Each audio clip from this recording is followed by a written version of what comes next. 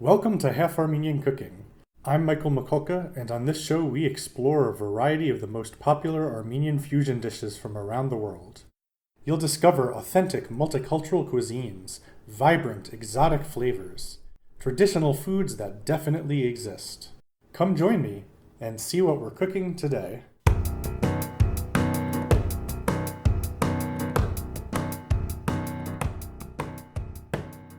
Barzez, Inchpesek, Anush.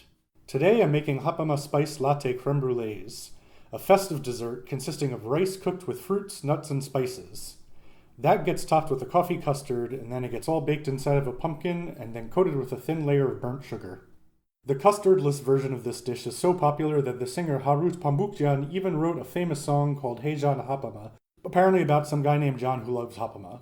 Hey John Ghapama, hey John Ghapama. Well, there's a lot to do, so let's get started. First up, we're going to chop up some apricots and walnuts into small pieces. We'll also add a bunch of dried cranberries. We also need to make some extra concentrated coffee for our custard. To a small amount of water, add a larger quantity of coffee than you would ordinarily add. Ideally, this is a medium dark roast ground as finely as possible. This is not quite the authentic way to make Armenian coffee, but it is the traditional way to prepare it for Ghapama Spice Latte Creme Brulees. Add some cinnamon and some cardamom. Let it almost come to a boil, then remove it from the heat for a few seconds. Once it's cooled down a bit, put it back on the burner and let it come back almost to a boil again. Strain it to remove any grinds that were too large.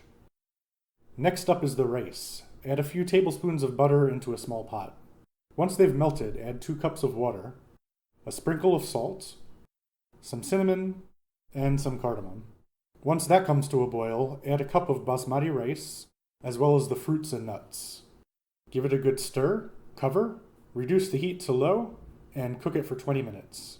20 minutes later, remove it from the heat and let it sit for another 10 minutes or so. Stir the rice to fluff it up. Then we're going to add a solid amount of honey, some more cinnamon, and more cardamom, and then stir it one final time. This recipe makes more rice than we'll actually need, but it's kind of inconvenient to make any less than this amount. Next, we've got to hollow out the pumpkins. This process is kind of annoying and tedious, but after a while it starts to be mildly satisfying, while also still annoying and tedious. Make sure you remove all of the slimy and stringy stuff from the inside and get to the actual pumpkin flesh. I used a large spoon and that worked reasonably well. I would have preferred the pumpkins to be slightly smaller, but these were the smallest edible pumpkins I could find and they worked out well.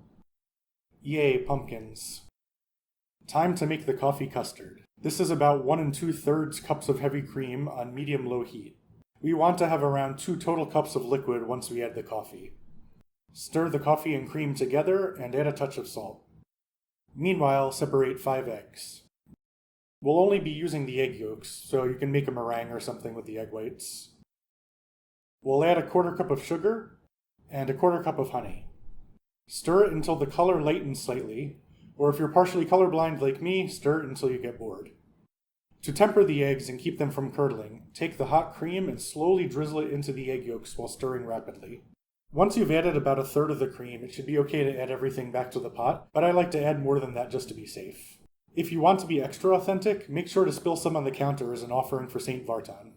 Put the pot back on the heat and cook briefly until it's just thick enough to coat the back of a spoon. Place the pumpkins into a baking dish. Take 2 or 3 large spoonfuls of the rice mixture and put it in the bottom of each pumpkin. Next up, ladle the creme brulee mixture evenly into each of the pumpkins. Get a pot of boiling water and pour it into the baking dishes. Make sure to avoid getting any of the water into the actual pumpkins. I'm baking the pumpkin tops in a separate tray because covering the pumpkins with them might steam the creme brulees and cause some problems. Carefully place everything in a 325-degree oven and cook it until the middle of the creme brulees have set, but there's still a slight wiggle when you shake them. This took almost exactly an hour. Your cooking time might vary depending on the size of your pumpkins. Once they've cooled for a few minutes, remove the pumpkins onto a baking tray, cover them with foil, and put them in the fridge to cool overnight. The next day, remove them, test out your butane torch, then add a few spoonfuls of sugar to each pumpkin and spread them evenly. You supposedly can also put these under the broiler, but my brother got me a butane torch for Christmas, so I'm doing this the fun way. Distribute the flame evenly around the whole surface so you don't burn anything. A caramel or amber color is great. If it gets much darker than that, it's in danger of tasting too bitter.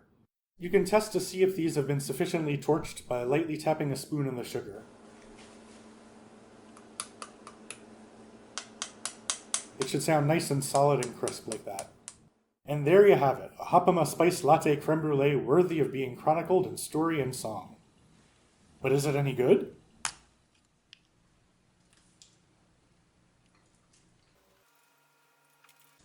That's good.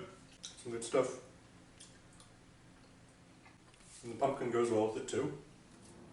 So, one of the things that makes creme brulee good, probably the main thing that makes creme brulee good, is the fact that you've got this contrast in textures. You've got the crispy, glassy shell of sugar on the outside, and then underneath you've got this creamy custard. Here, we've kicked this up a notch. We've also added the basmati rice mixture on the bottom. We've got the crunch from the walnuts.